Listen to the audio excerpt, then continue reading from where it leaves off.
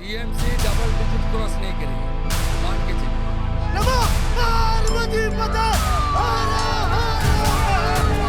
हम लोग इस बार चाहिए राम का सरकार।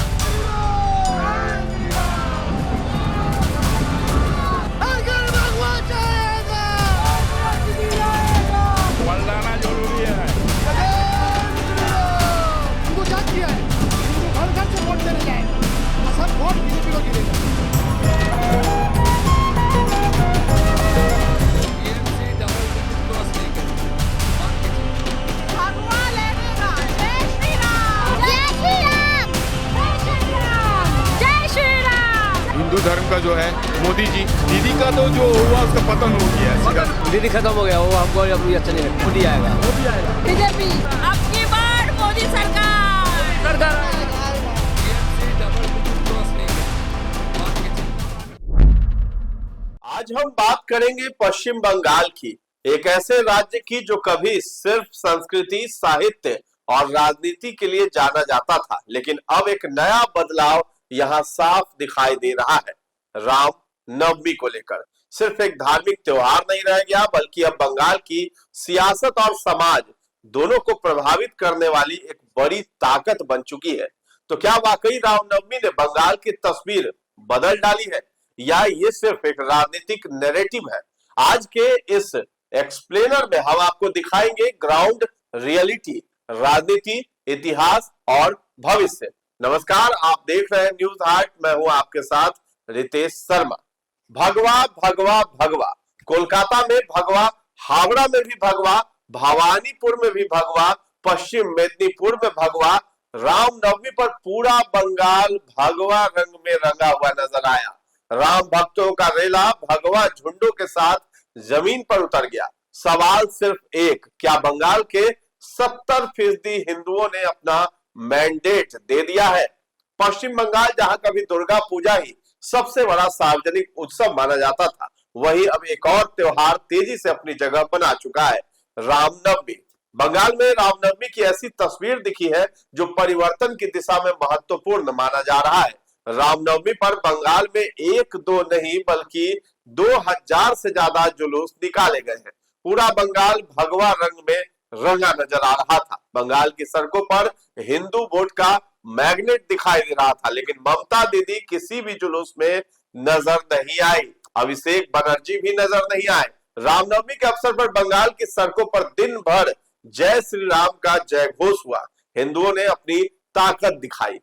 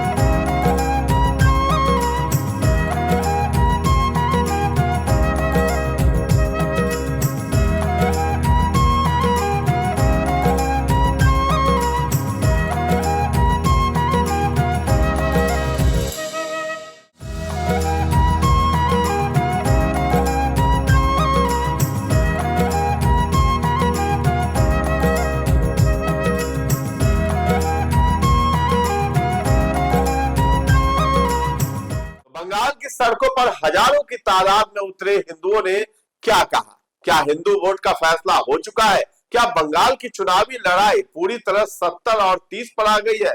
ममता बनर्जी को कौरव पांडव की बात क्यों करनी पड़ी?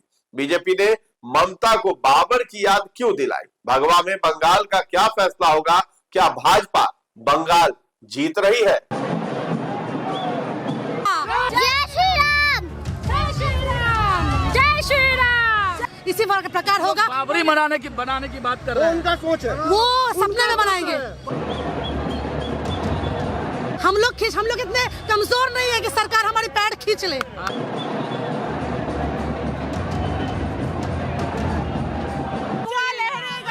भगवा लहरेगा। जय श्री राम। हिंदू धर्म का जो है मोदी जी आएगा एकदम पक्का। दीदी का तो जो हुआ उसका पतन हो गया है। जय श्री राम। हम लोग को ठीक है, जो अच्छा लगता है। जय श्री राम। दीदी खत्म हो गया, वो हमको अब अच्छा नहीं लगता है। कौन आएगा? मोदी आएगा। सबका जोश देख ही रहे, बच्चा का भी जोश देख रहे हैं। बीजेपी। क्या लग रहा है कोलकाता में माहौल बदलेगा क्या दादी? बदलेगा। जीत रहा है कौन? अब की बार मोदी सरकार आएगा। अब की बार मोदी सरकार। क्या लग रहा है दीदी हारेगी? टीएमसी करे कि काली माता चलेगी बंगाल में? काली माता है और राम को भी तो चलेंगे। राम भी चलेगा? दोनों चलेंगे। दोनों चलेगा। दोनों हम लोग भारत में रह रहे, सब चलेगा। अगर वो चेंज होता है तो और बड़ा हमारा कार्यक्रम होगा। पॉलिटिकल इशारा कर रहे हैं। पॉलिटिकल इशारा नहीं है, ये बस आने वाले टाइम का एक बोल सकते हैं, उसका एक इशारा है कि बंगाल में टाइम चेंज होने वाला है। बंगाल में टाइम चेंज होने वाला है। 15 साल होने वाला है। हमसे कुछ अलग दिखे। नमो पार्वती पते। इस बार हम लोग का राम जन्मभूमि आएगा। हम लोग का इस बार चाहिए राम का सरकार। बाबरी बनवाएगा, जिस हाथ से बाबरी बनेगा उस हाथ से ये वाला दरवाजे हर घर भगवान जाएगा।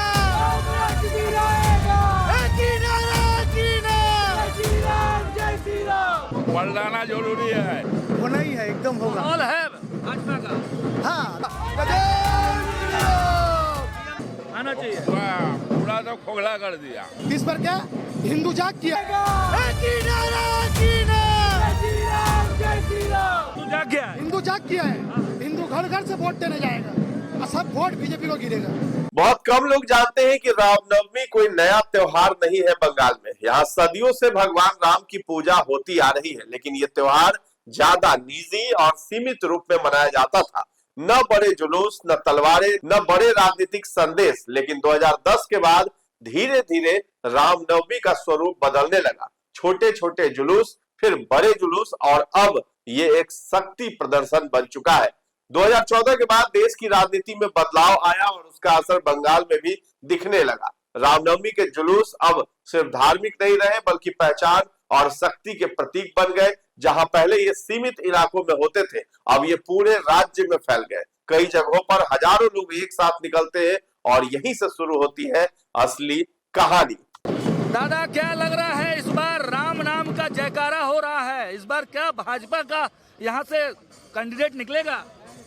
ये तो आपका जो आज का जो रामनवमी का शुभ दिन में इतना आदमी का जो समावेश हुआ है, इसी में तो लगता है कि अगर आदमी ठीक से सोच समझ के बटन दबाए तो टेबरेवाल जी का विन होना एकदम पक्का है।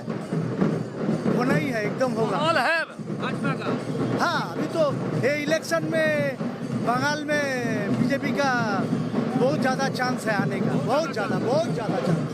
जो दादा लगातार यहाँ जो अपना मीटिंग हो रहा है, इतना जो मिছিল हो रहा है, आप देखिए कितना आदमी ऐसा ही उसमें पैदल जा रहा आ रहा सब। जो लास्ट जो ब्रिगेड में इतना बड़ा जो मीटिंग हुआ है, उसमें तो लगता है अगर ठीक ठाक सब रहेगा। क्या करते हैं दादा? हम काम करता है। क्या लग रहा है इस बार माहौल क्या है? अच्छा लग रहा है। निकलेगा तो ये तो वामपंथ का एक समय गढ़ रहा है। वामपंथ का कुछ नहीं होगा, वो निकल जाए बीजेपी। निकलेगा इसका।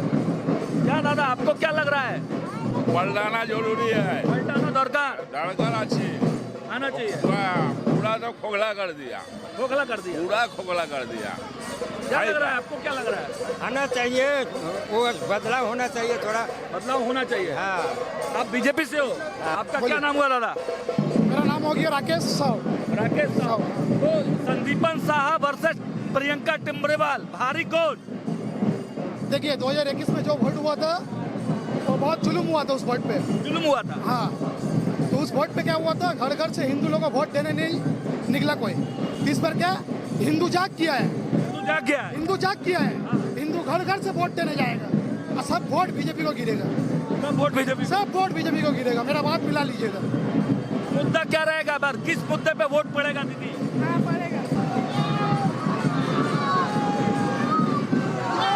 तो देखिए हिंदू ललकार के साथ, देखिए तलवार और के साथ भगवा झंडे को लेकर जय श्री राम के नारों से पूरा जो है एंटाली गूंज रहा है।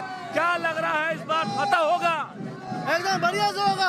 सबसे बढ़िया रहेगा इस बार हम लोग का राम जन्मभूमि आएगा। राम जन्मभूमि आएगा। हम लोग का इस बार चाहिए राम का सरकार। तो लोग बोल रहा है कि बाबरी बनवाएगा जी।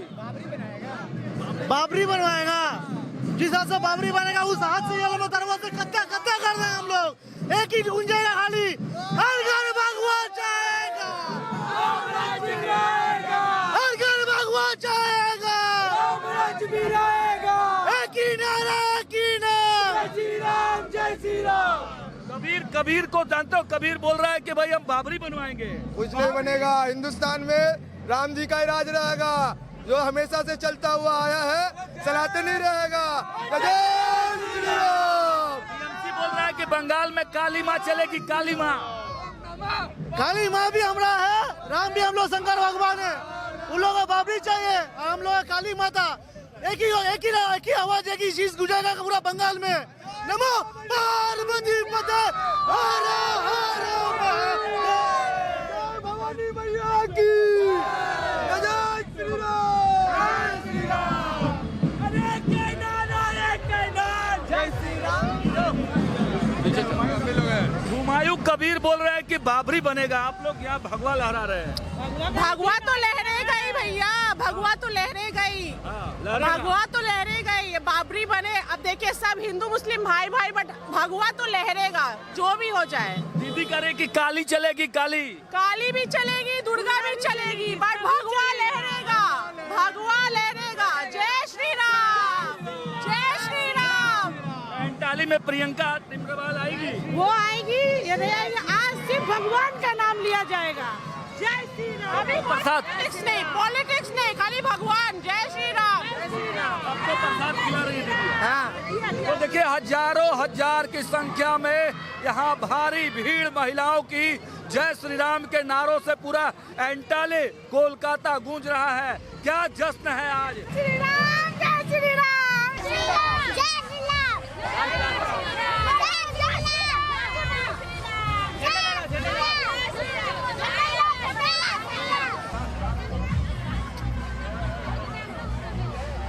इस बार एंटाली में बदलेगा, परिवर्तन होगा कि फिर से टीएमसी आएगी? नहीं, परिवर्तन होगा। परिवर्तन होगा। क्या लग रहा है एंटाली में? जरूर होगा, परिवर्तन होगा। जरूर। कौन आएगा दादा एंटाली में? कौन आएगा? हिंदू धर्म का जो है मोदी जी आएगा एकदम पक्का। और दीदी का तो जो हुआ उसका पतन हो गया है। क्या लग रहा है दीदी? लाइव कर रहे हैं पूरा, इस बार भव्य स्वागत हो रहा है भगवान श्री राम का। हम सब बड़ी वीडियो ही करते हैं, लाइव ही करते हैं। सब बारी लाइव करती है। इस बार क्या कुछ अलग लग रहा है? वो तो टाइम से देखा जाएगा। पूरा जोश में है जनता पूरा। पॉलिटिकल प्रभाव भी इसका पड़ेगा। पॉलिटिकल ऑब्वियसली पड़ेगा। टाइम के साथ साथ देखा जाएगा क्या होगा क्या नहीं होगा। क्या परिवर्तन का दरकार लग रहा है? परिवर्तन तो सब कुछ का दरकार है। टाइम से देखा जाएगा क्या होगा और क्या नहीं होगा। जय श्री राम। हम लोग को ठीक है जी, अच्छा लगता है। जय श्री राम। दीदी खत्म हो गया, वो हमको अभी अच्छा नहीं लगता है। दीदी नहीं अच्छा लगता है। नहीं। कौन आएगा? मोदी आएगा। जय श्री राम। बीजेपी। क्या लग रहा है कोलकाता में माहौल बदलेगा क्या दादी? बदलेगा। जीत रहा है? कौन जीतेगा? अब की बार मोदी सरकार आएगा। अब की बार मोदी सरकार। क्या लग रहा है दीदी हारेगी इस बार? एकदम जरूर हारेगी। कौन आएगा फिर? बीजेपी आएगा। एकदम बीजेपी जिंदाबाद। बस एकदम बीजेपी। क्यों बीजेपी को लाना है? क्यों? बस हर समय हर चीज बदलना चाहिए। हम लोग को सुरक्षा चाहिए, लेडीज को सुरक्षा चाहिए, बेटियां को सुरक्षा चाहिए। वो ममता में और टीएमसी में नहीं है। दीदी की सरकार है, तो दीदी की सरकार में महिलाएं खुश नहीं है? नहीं, मुझे तो नहीं लगता कि महिलाएं खुश है, क्योंकि वो कहती है कि महिलाओं को 10 बजे के बाद घर से नहीं निकलना चाहिए। ये कहाँ का इक्वालिटी है? ये कैसा मतलब कि सब लड़का लड़की एक कैसे हो सकते हैं? अगर वो ऐसा कहती है तो मुझे ऐसा लगता है कि बीजेपी को सरकार बनना चाहिए यहाँ पे इस बार। क्या लग रहा है, परिवर्तन का दरकार है बंगाल में? या बहुत ज्यादा ही है। कह रहा है कि बंगाल में टाइम चेंज होने वाला है। बंगाल में टाइम चेंज होने वाला है। अब तो वक्त ही बताएगा। कितना तैयार हैं आप लोग? हम लोग तो बहुत रेडी है, परिवर्तन के मूड में हैं। परिवर्तन के मूड में हम लोग चाहते हैं कि इस बार कुछ नया दिखे हम लोग को। 21 साल से हम लोग कितना हो गया, 15 साल से होने वाला, हम सोच कुछ अलग दिखे इस क्या बार। बदलाव चाहिए तो कौन ऑप्शन, क्या है दीदी का ऑप्शन? कौन दीदी के अलावा जो आ रहे हैं वही हमारे ऑप्शन है। तो रामनवमी अब बंगाल की राजनीति का केंद्र बन चुकी है। एक तरफ सत्ताधारी दल जो इसे कानून व्यवस्था का मुद्दा बताता है, दूसरी तरफ विपक्ष जो इसे सांस्कृतिक जागरण और पहचान की लड़ाई कहता है। हर साल रामनवमी के दौरान राजनीतिक बयानबाजी तेज हो जाती है, कभी अनुमति को लेकर विवाद, कभी रूट को लेकर, तो कभी झड़पों की खबरें। यानी त्योहार अब सिर्फ त्योहार नहीं रह गया। अगर हम जमीन पर जाएं तो तस्वीर और भी दिलचस्प है। कई लोग इसे अपनी आस्था का खुला प्रदर्शन मानते हैं जो पहले दबा हुआ था, तो वहीं कुछ लोग इस बदलाव से असहज भी हैं।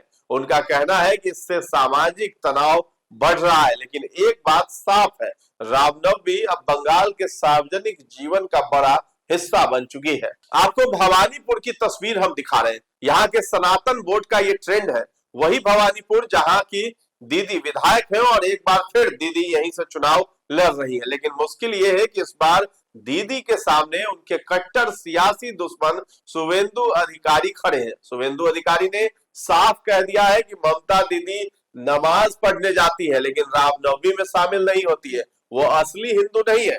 टीएमसी अब 2 डिजिट भी इस चुनाव में पार नहीं कर पाएगी। आज भवानीपुर में गजब का माहौल है। कोलकाता की सड़कों पर आज जय श्री राम का नारा गूंज रहा है और आप फ्रेम में शुवेंदु अधिकारी जो लीडर ऑफ अपोजिशन है, साफ तौर से एक वन टू वन मैन से कनेक्टिविटी। और देखिए गजब का उत्साह, गजब का जोश है। आज के जोश को देखकर साफ तौर से आप समझ सकते हैं कि केवल भवानीपुर नहीं बल्कि पश्चिम बंगाल में लहर चल रही है। भगवा लहर की दरकार जो है। दादा एक बाइट दादा जिस तरीके का उत्साह लोगों का मिल रहा है, क्या कहेंगे दादा? इस बार भगवा लहर अच्छा होगा, सनातनी का जय जीत। टीएमसी का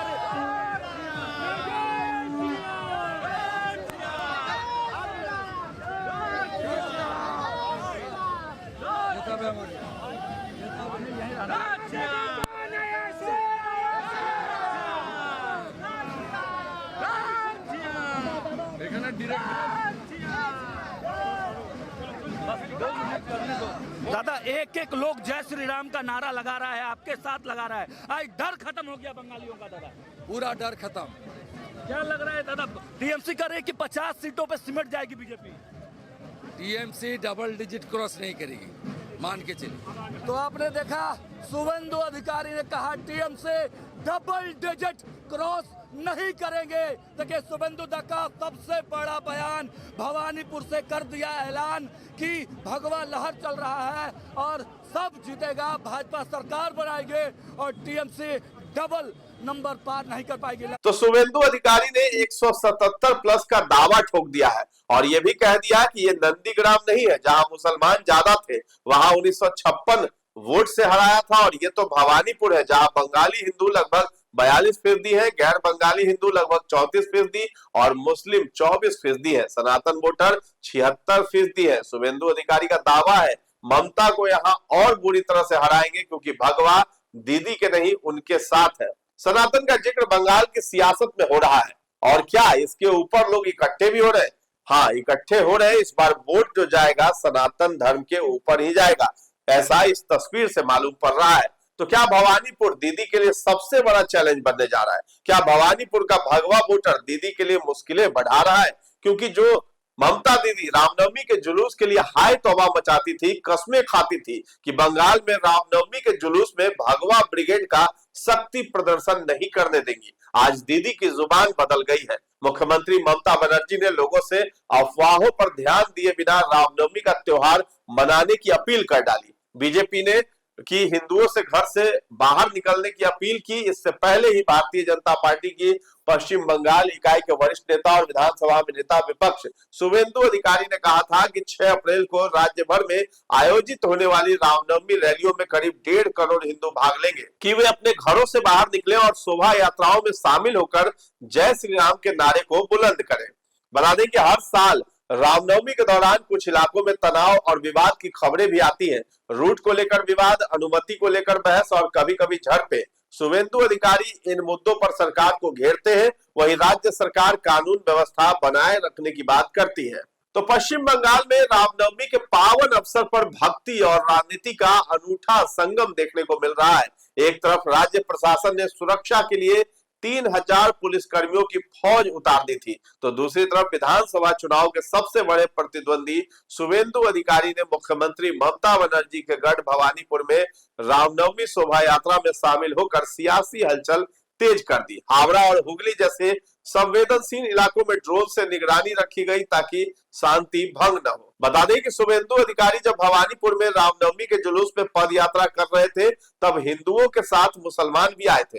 भवानीपुर में 24% मुसलमान है और यहाँ से शुभेंदु अधिकारी ने दीदी को हराने का ही नहीं 177 प्लस का भी दावा ठोका है, जिसने टीएमसी को बुरी तरह से हिला कर रख दिया है।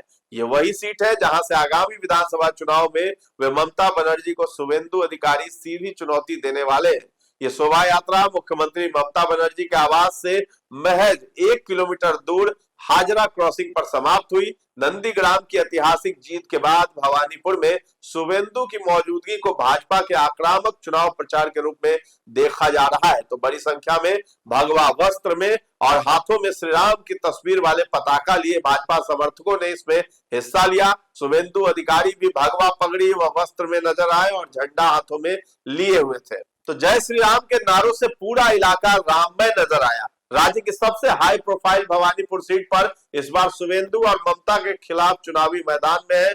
ये पहली बार है जब शुभेंदु ने ममता के परंपरागत विधानसभा क्षेत्र भवानीपुर में रामनवमी जुलूस का नेतृत्व किया है। शुभेंदु ने इस दौरान लोगों से बंगाल में राम राज्य लाने के लिए परिवर्तन का आह्वान कर डाला। जुलूस के दौरान ही रास्ते में मतदाताओं से मिलते हुए शुभेंदु ने कहा कि हमें रोजगार, भोजन, छत, सुशासन और महिलाओं की सुरक्षा चाहिए। तो रिकॉर्ड बता रहा है कि ममता का भगवा वोट का ग्राफ घट रहा है, बीजेपी का बढ़ रहा है।